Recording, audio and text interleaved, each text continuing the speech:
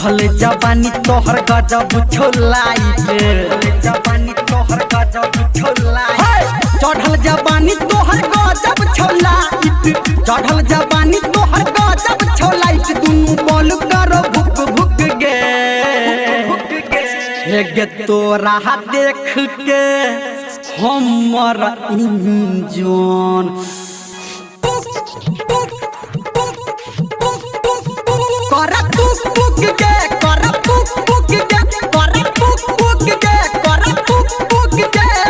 चढ़ल जवानी तोहर गजब छोलाइट, चढ़ल जवानी तोहर गजब छोलाइट,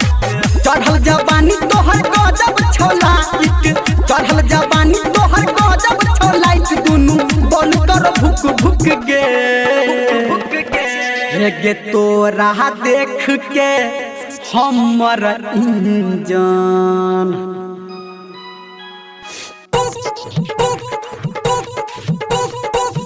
कर पुक पुक गे, कर पुक पुक गे, कर पुक पुक गे, कर पुक पुक गे, कर पुक पुक गे,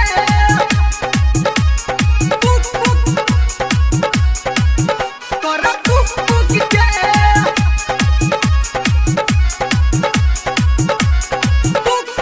डीजे मनीष रक्सौल,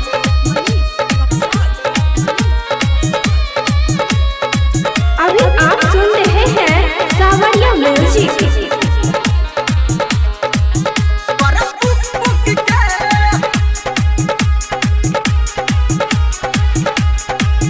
है गे बन ठन के घर से जब निकलै छ भोरे, निकलै छ भोरे, निकलै छ भोरे, कछ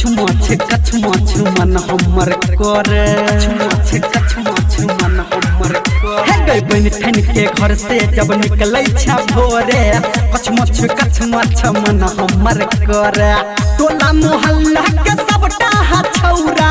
टोला मोहल्ला के सबटा छौरा तोरा ताकै छौ टुक टुक गे गे तोरा देख के हमर इंजन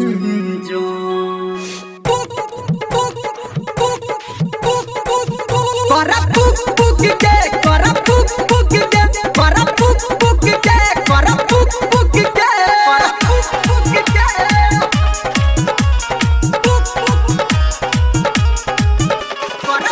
पुक गे।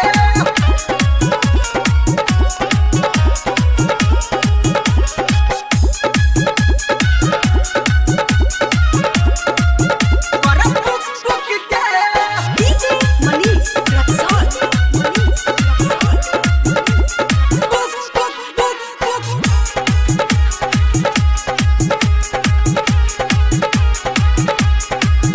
है गे लाजू शर्म के तू पर्दा हटा ले, पर्दा हटा ले, पर्दा हटा ले, आनो अनहरिया में मोटा उठा ले।